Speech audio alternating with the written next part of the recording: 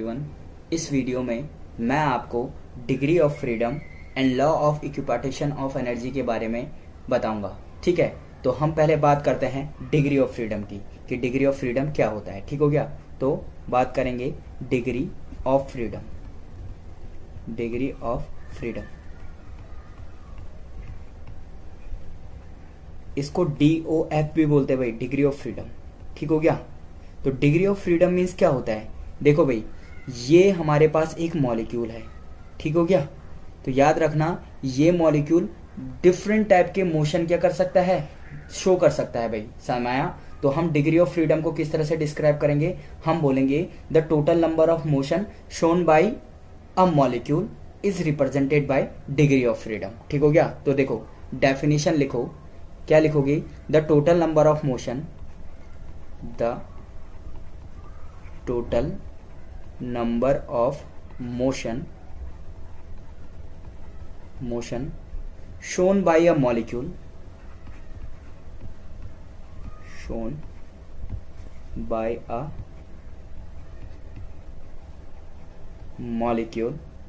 is represented by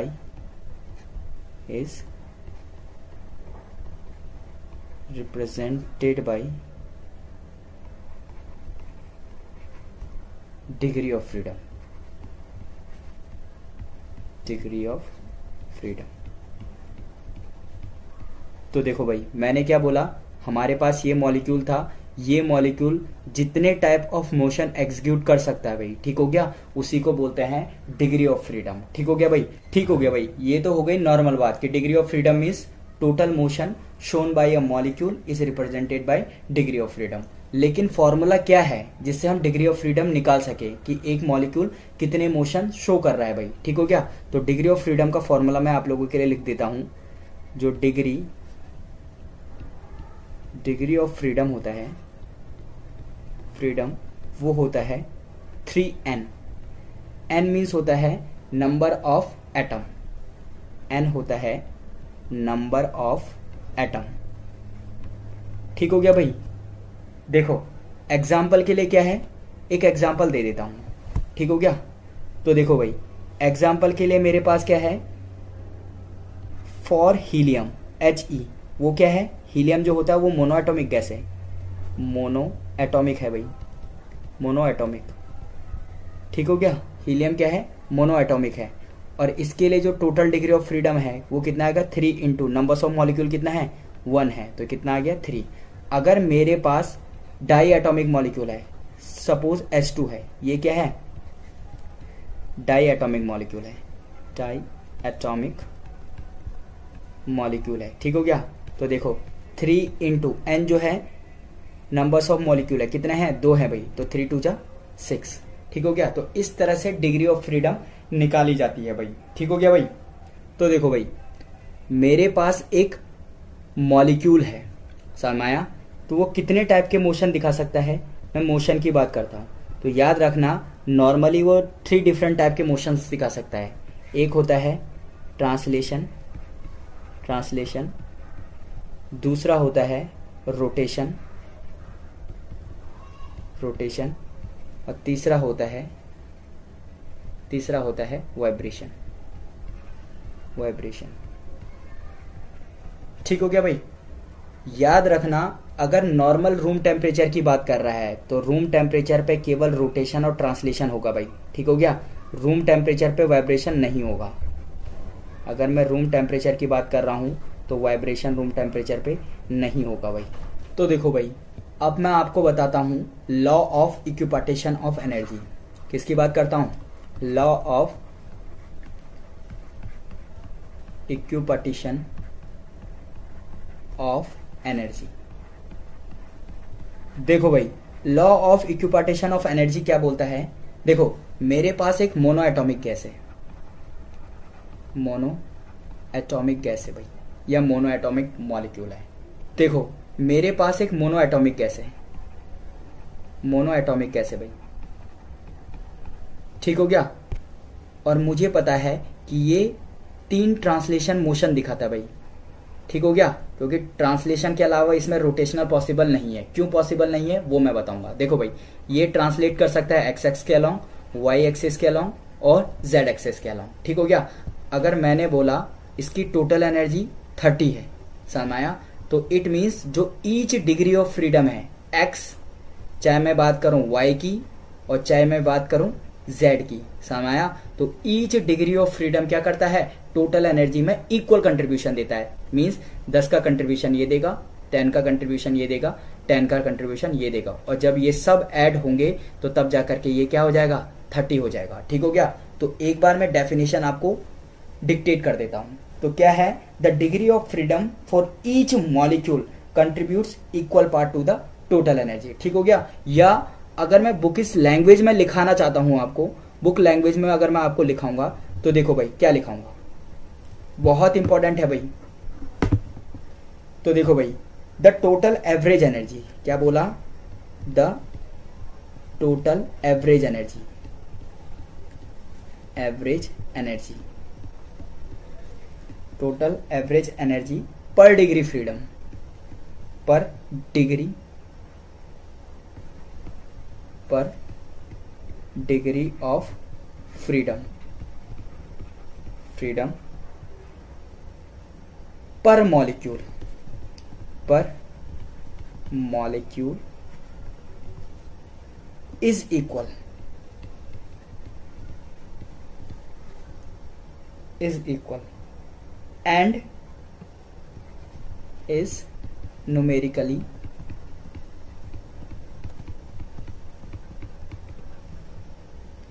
one by two KBT। ये हो गया भाई स्टेटमेंट। उसने बोला ईच डिग्री ऑफ फ्रीडम, याद रखना ईच डिग्री ऑफ फ्रीडम क्या करता है, इक्वली कंट्रीब्यूट करता है टोटल एनर्जी को। ठीक हो गया। और ये न्यूमेरिकली किसके बराबर होता है, हाफ KBT के बराबर होता है भाई। ठीक हो गया। या और आपके लिए इजी से जो लैंग्वेज में लिख सकता हूं, देखो भाई, वो है the degree of freedom, degree of freedom for each molecule, for each molecule contributes equal part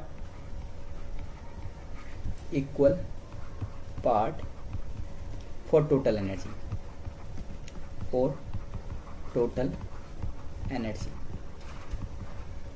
ठीक हो गया भाई। और ये इक्वल पार्ट कितने के बराबर है, हाफ KBT। जो B है वो बोल्ट्जमान कांस्टेंट है भाई, जिसकी वैल्यू होती है 1.38 इंटू 10 की पावर -23 जूल पर केल्विन। ओके, देखो भाई, हम यहां पे बात कर रहे हैं टोटल एनर्जी की। किसकी बात कर रहे हैं, टोटल एनर्जी की। ठीक हो गया। याद रखना, जब मैं आपको इंटरनल एनर्जी पढ़ा रहा था तो मैंने बोला था कि total energy of the system, system की जो भी अपनी एनर्जी होती है उसको क्या बोलते हैं, इंटरनल एनर्जी। मीन्स ये जो टोटल एनर्जी है वो कौन सी एनर्जी है, इंटरनल एनर्जी, इंटरनल एनर्जी। और देखो भाई, अगर मैं बात कर रहा हूं आइडियल गैस की, किसकी बात कर रहा हूं, आइडियल गैस की, तो आइडियल गैस की जो इंटरनल एनर्जी होती है वो क्या होती है, देखो भाई, टोटल इंटरनल एनर्जी जो होती है वो होती है internal kinetic energy plus internal potential energy, potential energy. लेकिन अगर आइडियल गैस की बात कर रहा हूं तो उसमें van der Waals force of attraction नहीं होता है। It means internal potential energy 0। तो जो इंटरनल एनर्जी है वो कौन सी एनर्जी है, internal kinetic energy, kinetic energy. It means यहां पे जो मैं टोटल एनर्जी की बात कर रहा हूं, टोटल एनर्जी, टोटल एनर्जी, वो टोटल एनर्जी है इंटरनल एनर्जी। कौन सी एनर्जी है, इंटरनल एनर्जी, एनर्जी। ठीक हो गया। पिछली वीडियो में मैंने आपको बताया था change in internal energy is equals to NCV del T। ठीक हो गया। इट मीन्स जो ये इंटरनल एनर्जी है वो डायरेक्ट CV से क्या है, अटैच्ड है। सरमाया, अगर मेरे पास किसी तरह से इंटरनल एनर्जी निकल जाए तो मैं क्या निकाल सकता हूं, CV निकाल सकता हूं। ठीक हो गया। तो देखो भाई, इंपॉर्टेंट चार्ट मैं आप लोगों के लिए बनवा देता हूं। यहां पे लिखोगे degree of freedom, freedom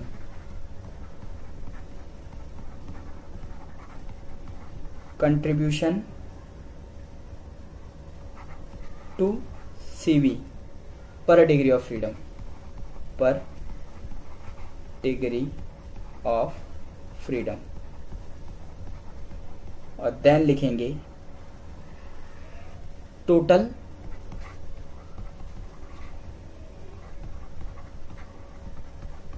contribution to CV, मतलब टोटल CV कितना हुआ। ठीक हो गया भाई।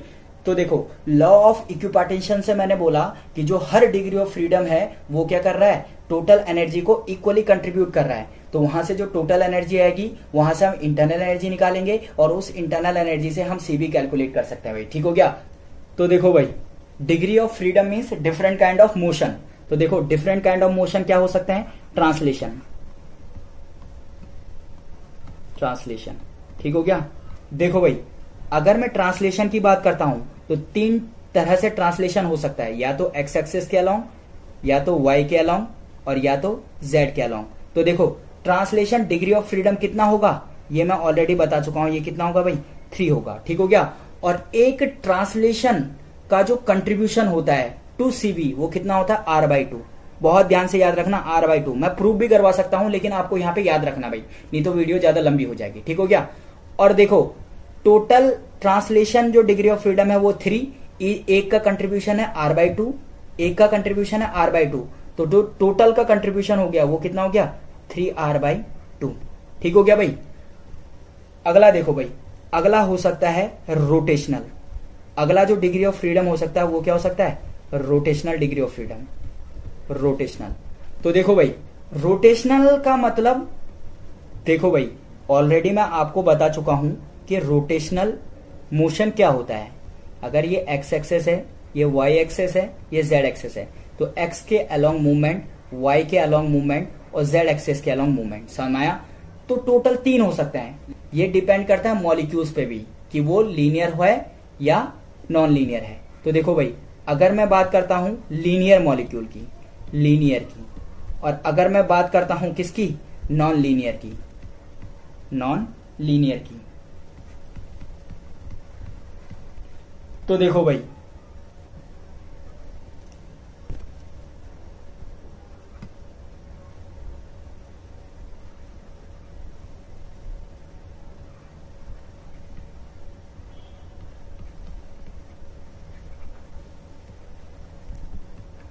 तो देखो भाई ये मेरे पास एक डाई एटॉमिक मॉलिक्यूल है जो क्या है, लीनियर है, लीनियर है भाई। ठीक हो गया। तो देखो लीनियर के लिए total degree of freedom, rotational degree of freedom कितने होंगे। तो देखो भाई रोटेट करने का मीन्स ये एक्स एक्स के अलोंग भी रोटेट कर सकता है, ये वाई एक्सेस के अलोंग भी रोटेट कर सकता है, और जेड एक्सेस के अलोंग भी क्या कर सकता है, रोटेट कर सकता है। लेकिन एक बात याद रखना, एक बात याद रखना, मैंने बात की है टोटल एनर्जी की। किसकी बात कर रहा हूं, टोटल एनर्जी की।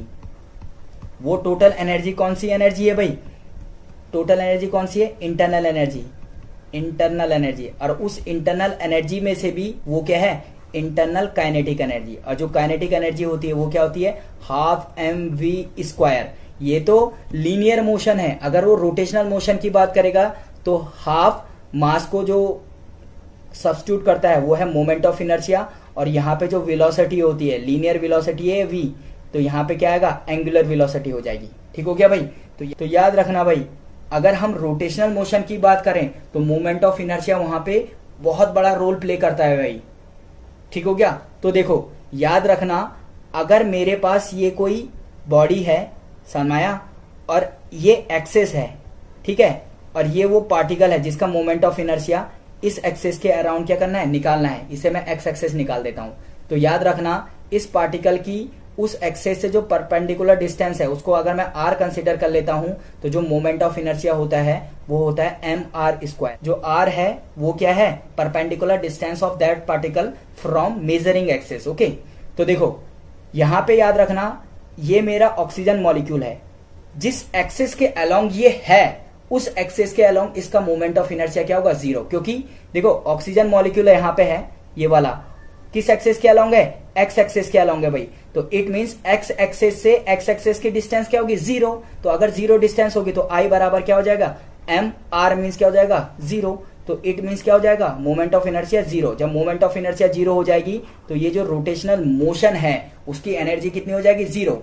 लेकिन इसका कुछ ना कुछ कंट्रीब्यूशन वाई एक्सेस में आएगा और कुछ ना कुछ कंट्रीब्यूशन जेड एक्सेस में आएगा, लेकिन एक्स एक्सेस में कोई कंट्रीब्यूशन नहीं हुआ क्योंकि ये एक्स एक्सेस के अलोंग है भाई। ठीक हो गया। तो मैंने क्या बोला, अगर मॉलिक्यूल लीनियर है तो वो दो रोटेशनल डिग्री ऑफ फ्रीडम दिखाएगा भाई। क्यों? क्योंकि वो जिस एक्सेस के अलोंग है उस एक्सेस के अलोंग मोमेंट ऑफ इनर्शिया क्या हो जाएगा, जीरो हो जाएगा। ठीक हो गया भाई।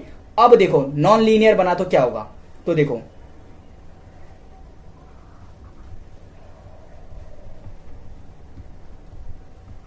देखो भाई मेरे पास SO3 है, नॉन लीनियर मॉलिक्यूल है, समझ में आया, नॉन लीनियर मॉलिक्यूल है। तो देखो भाई अगर मॉलिक्यूल ही नॉन लीनियर है इट मींस उसकी एक्स एक्सेस से कुछ ना कुछ डिस्टेंस होगी, वाई एक्सेस से कुछ ना कुछ डिस्टेंस होगी और जी एक्सेस या जेड एक्सेस से कुछ ना कुछ डिस्टेंस होगी। तो जो मूवमेंट ऑफ इनर्शिया है आई एम आर स्क्वायर जो होता है, आर डिस्टेंस कभी जीरो होगी ही नहीं भाई, समझ में आया। अगर जीरो नहीं होगा तो कितना रोटेशनल डिग्री ऑफ फ्रीडम दिखाएगा, 3, एग्जैक्टली 3। क्यों? क्योंकि वो एक्स एक्स के अलोंग भी रोटेट कर सकता है, वाई एक्सेस के अलोंग भी रोटेट कर सकता है और जेड एक्सेस के अलोंग भी रोटेट कर सकता है। तो अगर नॉन लीनियर है तो वो 3 रोटेशनल डिग्री ऑफ फ्रीडम दिखाएगा भाई। ठीक हो गया। तो देखो पहले सारा क्लियर कर लेता हूं मैं।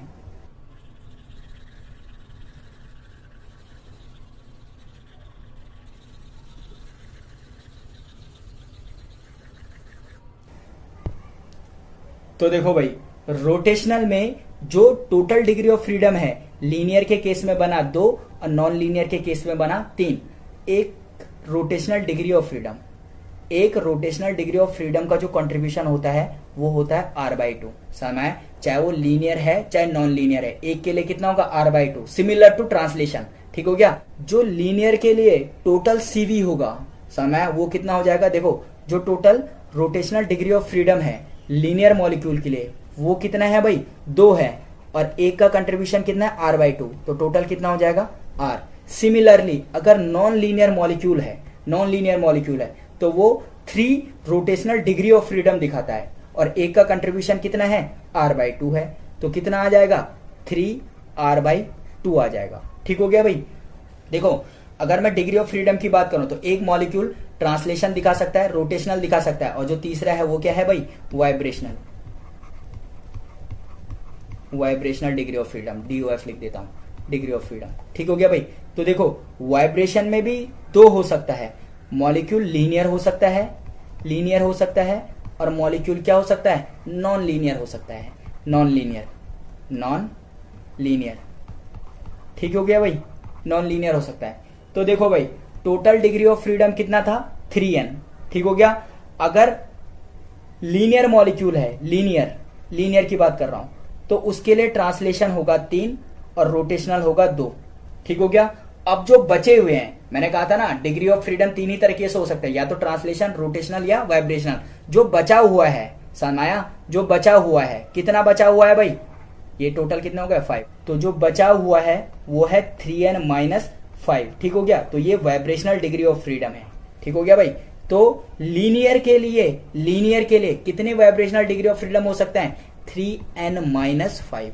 ठीक हो गया। और अगर नॉन लीनियर हुआ तो नॉन लीनियर के लिए कितना होगा भाई, तो देखो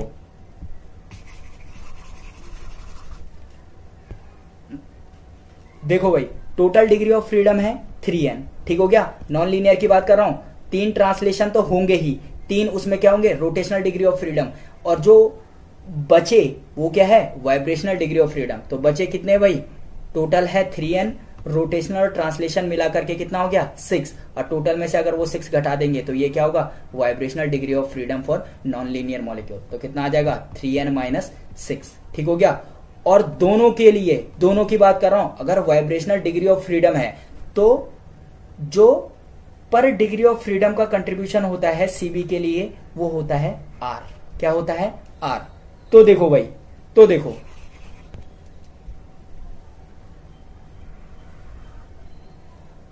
भाई टोटल सीबी क्या हो जाएगा, तो देखो भाई जो लीनियर मॉलिक्यूल है उसके लिए टोटल सीबी हो जाएगा, क्या हो जाएगा भाई, 3n-5। ये तो total vibrational degree of freedom है और एक का कंट्रीब्यूशन कितना है R।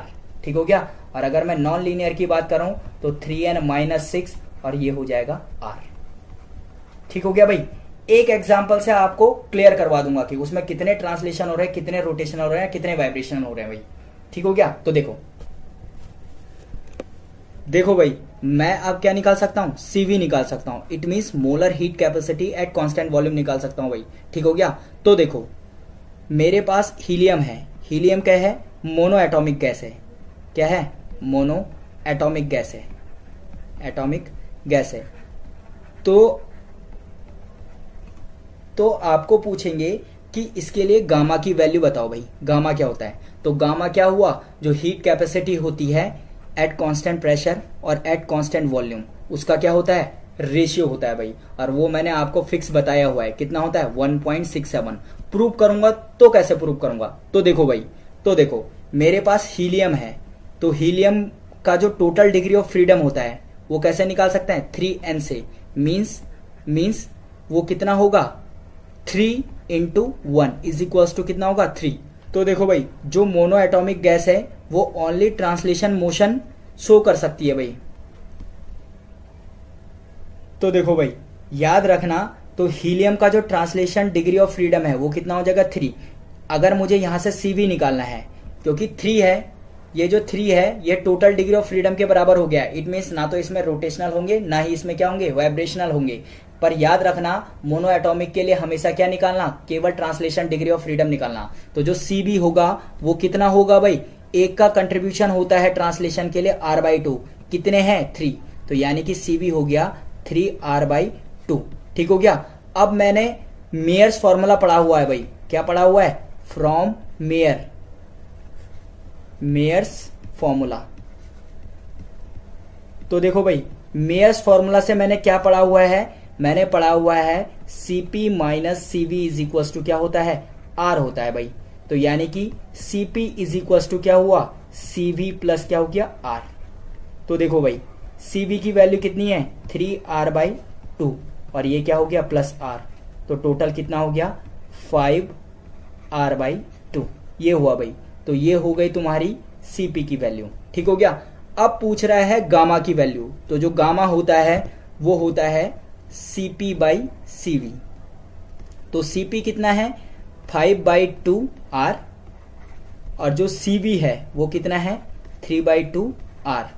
तो निकालो भाई, कितना आएगा, 5/3, और ये क्या हो जाएगा, 5/3 कितना हो गया भाई, 1.67।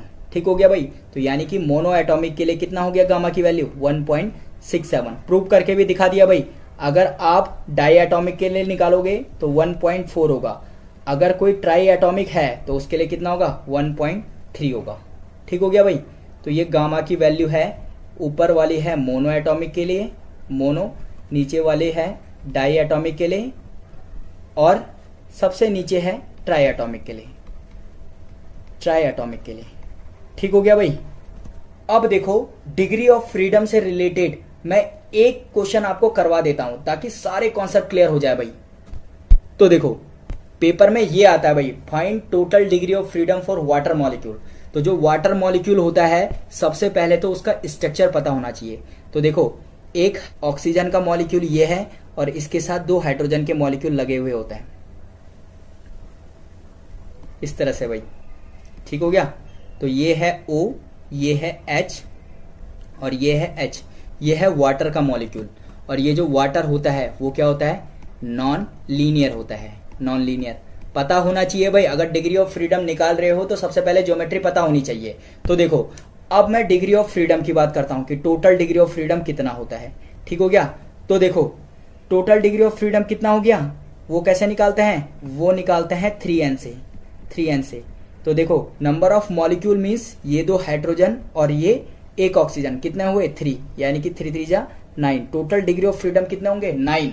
तो याद रखना, सबसे पहला डिग्री ऑफ फ्रीडम कहां से आएगा, ट्रांसलेशन से।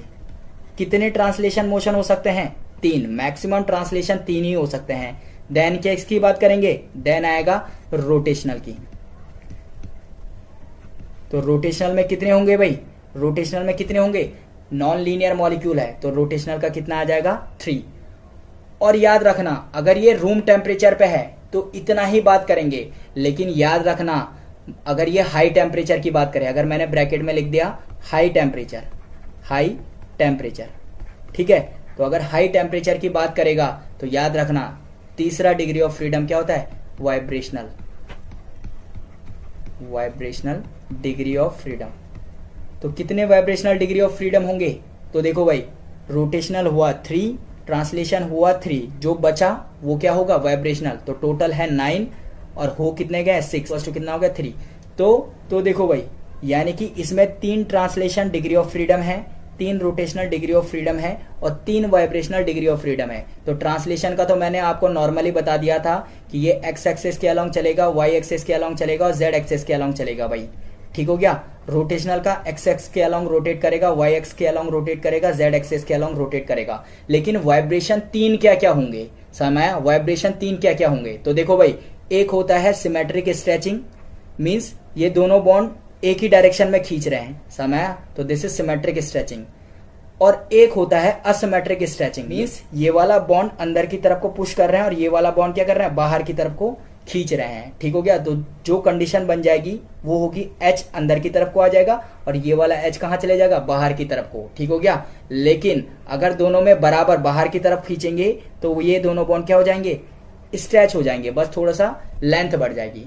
और जो थर्ड वाला है ये मिडिल वाला, ये क्या है, बेंडिंग है, इस तरह से बेंड कर रहे हैं, समझ में आया, तो इसको बोलते हैं सिमेट्रिक बेंडिंग, ठीक हो गया। तो वाटर के 3 वाइब्रेशनल डिग्री ऑफ फ्रीडम होते हैं, कौन कौन से, सिमेट्रिक स्ट्रेचिंग, असिमेट्रिक स्ट्रेचिंग और बेंडिंग, ठीक हो गया भाई।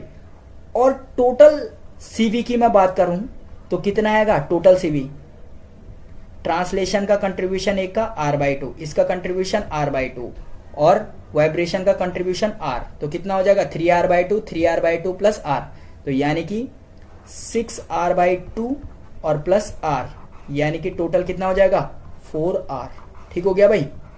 बहुत इंपॉर्टेंट कॉन्सेप्ट है भाई, बहुत इंपॉर्टेंट कॉन्सेप्ट है। तो इस वीडियो में मैंने आपको बताया डिग्री ऑफ फ्रीडम और law of equipartition of energy. Degree of freedom means एक मॉलिक्यूल जितनी तरह के मोशन एग्जीक्यूट कर सकता है उसको बोलते हैं degree of freedom. Degree of freedom को मैं 3 डिफरेंट टाइप के मोशन से दिखाता हूं, ट्रांसलेशन, रोटेशनल और वाइब्रेशनल। तो उसके बाद मैंने पढ़ा law of equipartition of energy, it means each degree of freedom total energy को इक्वली कंट्रीब्यूट करते हैं भाई, ठीक हो गया। तो इस वीडियो में इतना ही, thanks for watching, happy learning.